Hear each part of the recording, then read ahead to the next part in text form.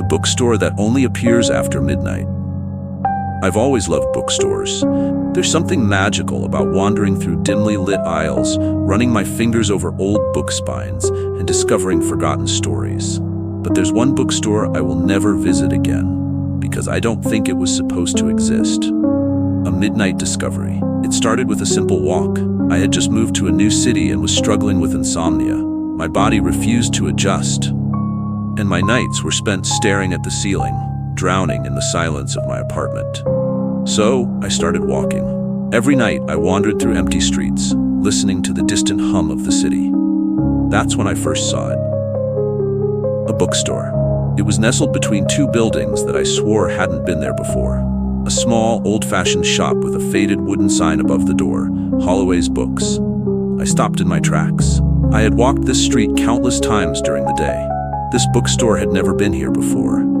Curious, I stepped closer. The large window display was filled with books I had never heard of, titles that felt wrong. The Forgotten Histories of Those Who Never Lived, a guide to escaping what follows. Do not look behind you. The door was slightly ajar. A bell chimed softly as I pushed it open. The man who knew my name inside. The air smelled of dust and ink. The shelves were towering, filled with books bound in cracked leather and aged paper. The lighting was dim, casting long shadows between the aisles. At the front desk sat an old man, thin, pale. His suit looked decades out of fashion. His fingers, long and bony, drummed against the wooden counter as he looked up at me. His eyes, black as ink. Welcome, my name. My stomach dropped. I had never been here before. Never seen this man before. I took a step back. How do you know my name? The man smiled. It didn't reach his eyes. You've been looking for us. I hadn't. I should have left right then. But something about his voice, smooth, almost hypnotic, kept me in place. Feel free to browse, he said, but choose wisely. I turned toward the shelves, just to break eye contact. And that's when I realized the titles were changing. One moment, they were ordinary books. The next, The Life and Death of My Name. The Things That Watch You Sleep. How You Die Tonight. A cold chill ran through me. I turned back to the man, but he was gone.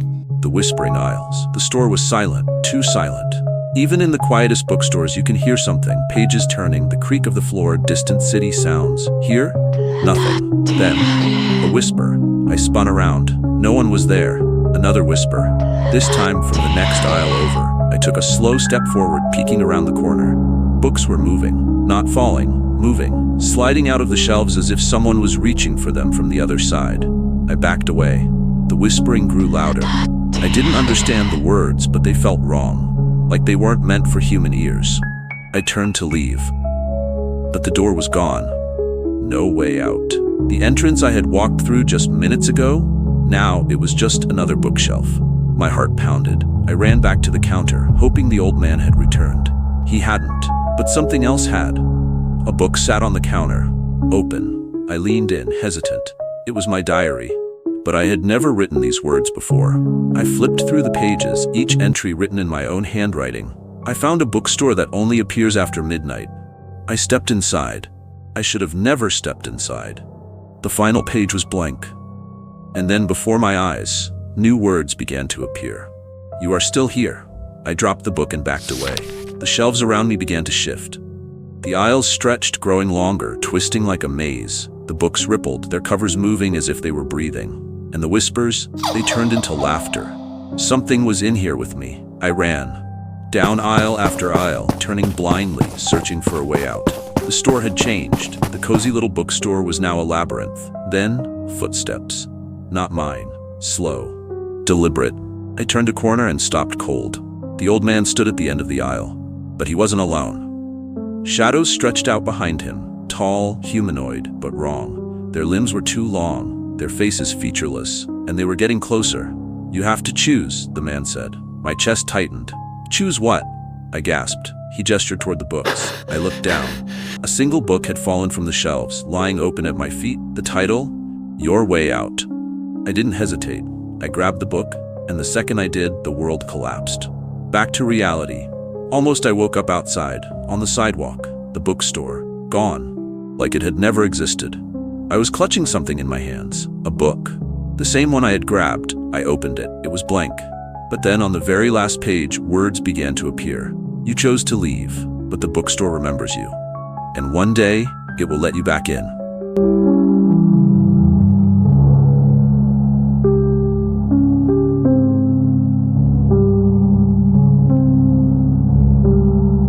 Who never sleeps. I first noticed it a few weeks after moving into my new apartment. The man in apartment 3B never seemed to sleep. At first, I thought I was imagining things. I was new to the city, struggling with insomnia and adjusting to my tiny one-bedroom rental. The building was old, the floors creaked, and the walls were paper thin. But he was always awake. No matter the hour, whether I got home late, woke up in the middle of the night, or dragged myself out of bed before dawn, his apartment light was always on. I never saw him leave, I never saw him sleep, and then I started to realize he was watching me. The first encounter one night, around 2 a.m., I stepped onto my balcony for some air. My apartment faced the courtyard, and directly across from me was 3B. His window was open, and he was standing there, perfectly still, just watching. Not at his phone, not reading, not doing anything, just staring right at me. I felt a shiver run down my spine. I waved awkwardly. Maybe he'd just look away, embarrassed. He didn't. Instead, he tilted his head, like a puppet whose strings had been pulled the wrong way. I went back inside, closed the curtains, and tried to ignore the unease crawling up my spine. That night, I barely slept. Strange noises at night. The next few weeks, I started noticing sounds. Every night, between 2 and 3 a.m., I'd hear something coming from his apartment. A faint scratching, like nails dragging against the floor. Sometimes, a soft knocking sound, as if he was tapping on the walls. Once, I heard whispering, but the words were muffled, like he was whispering directly into the vent. He knows I'm listening. One night, curiosity got the better of me. I pressed my ear against the shared wall. The whispering was faint but rhythmic, like a chant. I strained to hear. And then suddenly, the whispering stopped. I held my breath. Silence. Then, a knock. 3 sharp knocks, directly against the wall where my ear had been. I jumped back, my heart hammering in my chest. I knew he was awake. I knew he never slept. But now, I knew he was aware of me. The missing tenants. A week later, I ran into my landlord, an older woman named Mrs. Hill. I casually asked about 3B. Oh, that apartment's been empty for months. My stomach dropped. What? I stammered. No, there's definitely someone living there. I see him every night. Mrs. Hill's expression darkened. That's impossible. She hesitated. Then, lowering her voice, she said something that made my skin crawl. The last tenant in 3B, he never slept either. I stared at her. What happened to him? I whispered. She glanced around, as if making sure no one else was listening. Then she said, he vanished. What do you mean, vanished? She sighed. One day he was just gone. The only thing left was his bed, completely untouched, as if he had never slept in it. The figure in my apartment that night, I locked my doors, I closed all the curtains, but I couldn't shake the feeling that someone was watching. I woke up around 3 a.m. My room was dark, except for a thin sliver of light from the street lamp outside. Then I saw it. A shadow, in the corner of my room. I couldn't move, couldn't breathe. The figure was tall and still, watching. Then, ever so slowly, it tilted its head, just like my neighbor. My body finally reacted. I lunged for the light switch, and when the light flicked on, the shadow was gone. But my closet door, it was open. The final night, I didn't sleep. I packed my bags, I was leaving. But first, I had to check apartment 3B. I don't know what compelled me to do it. Maybe I needed proof, maybe I needed closure, or maybe something wanted me to go in. At 2:45 a.m., I stepped into the hallway. The air was heavy, suffocating. I reached 3B. I placed my hand on the doorknob, and it swung open on its own. The apartment was empty. No furniture, no bed, just an open closet. I stepped closer. There were scratch marks on the floor, deep, jagged, like something had been dragged in or out. Then, I heard breathing, not from the closet, from behind me. I turned, and the door slammed shut. Gone without a trace. I don't remember what happened next. I woke up on my apartment floor. It was morning. My suitcase was gone. My door was locked. And when I looked outside, apartment 3B's window was empty. The next day, a new tenant moved in, a woman in her 30s. I tried to warn her, but she just smiled politely and said she never had trouble sleeping. A week later, she was gone. No one saw her leave. No one saw her move out. But her apartment? It was still unlocked. The bed untouched. and the closet, wide open.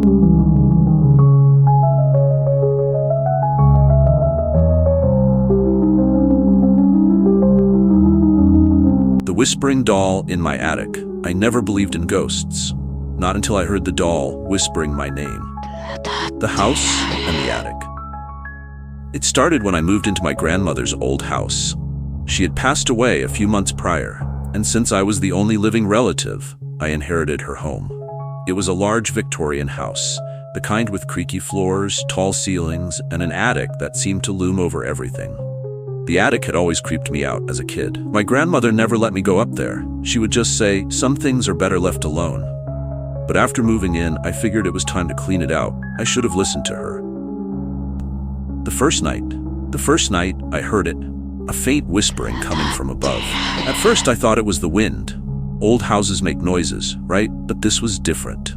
It sounded soft, deliberate, and it was saying my name. Daniel.